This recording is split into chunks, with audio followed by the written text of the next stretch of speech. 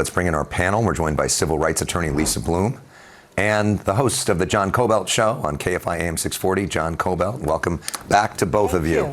So what this guy's accused of doing is setting a fire on July 1st. Right. Firefighters said this fire is out. Well, it wasn't out. And then 6 days later, on January 7th, got these huge winds. Fire takes off. It becomes the Palisades fire.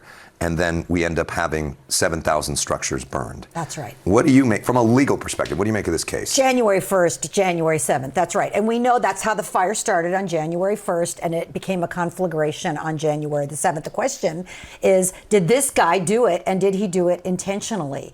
And listen, I have dear friends and family in the Palisades. It's heartbreaking to me to think about this fire, but we don't want to convict somebody unless we can prove it beyond a reasonable doubt. And the defense, I think, was pretty strong in this case. It could have been fireworks, their experts said. A nice reminder as fireworks season is coming up to please be careful, because that does start a lot of fires, right? It could be fireworks. It could have been something else. The bottom line is, do they have enough to connect him beyond a reasonable doubt? I don't see it, and I think the jury's deadlock basically agrees with that position. And we know that on January 1st, there were a bunch of illegal fireworks that were set off in that area. What do you think of this case and just sort of the larger issue, which is so frustrating for people that live in the Palisades and nearby as you do? If I'm on the jury, common sense is he was the only guy in the surveillance video who was near the fire within 30 or 40 feet. Same thing with the GPS on his phone signals bouncing off the towers.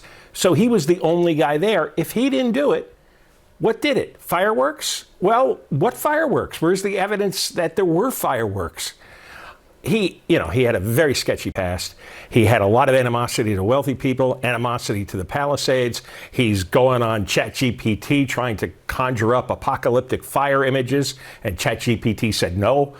I mean, if I was in that jury room, I'd probably be going crazy. But beyond a reasonable doubt, because a lot of people hate the rich. It doesn't mean they started a fire. But it's a good motivation these days, isn't it? It's like the guy at Luigi Mangione. Yeah, but common sense is one thing, probably, maybe, maybe. But beyond a reasonable doubt, to send him to prison for 45 years, that's what they have to find. As a juror, I would vote beyond a reasonable doubt that he's guilty. I'm not there. Do you think he's a patsy, the way that well, you know what? That's an interesting point. That the city, the state, all screwed up, and that if they put attention on this guy, it takes some of the attention off of them. I don't know if it's designed to make him a patsy, but he set a fire that should have been and was taken care of in a few hours, except the LA Fire Department fled the scene and didn't do the follow-up over the next few days. We all know there was smoldering. We know there was smoke. We know that they ran away. They got interfered with from the state parks and rec.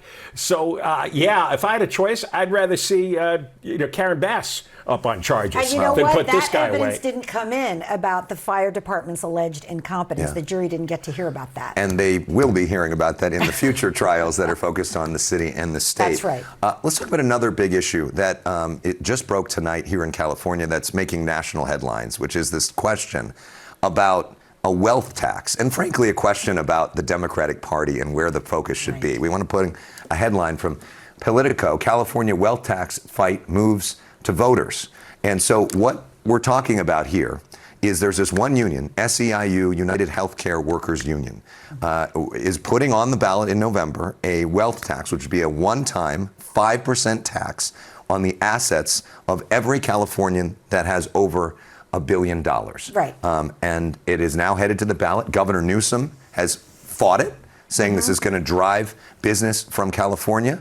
Almost every Democrat running for governor was against this, except for the billionaire. But yet, polls show it could very likely pass. That's because they have to take money from billionaires to run for governor or run for any statewide office, which is very unfortunate. I am very much in favor of this. If the billionaire can't afford a one-time tax of 5%, to help pay for health and education for people in California, it's California that helped them become billionaires. All of the people who work here, who work for them, this beautiful state, we need funding somewhere, and why not take it from billionaires? I think we have too much income inequality. This is a very small price for them to pay for all the benefits that they've received. John? I didn't start Amazon, for example.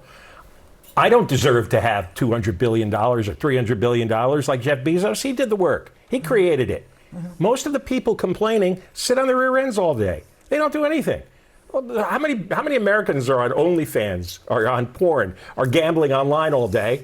And meantime, Bezos builds this gigantic worldwide shopping center that we all use several times a day. And shouldn't he pay taxes?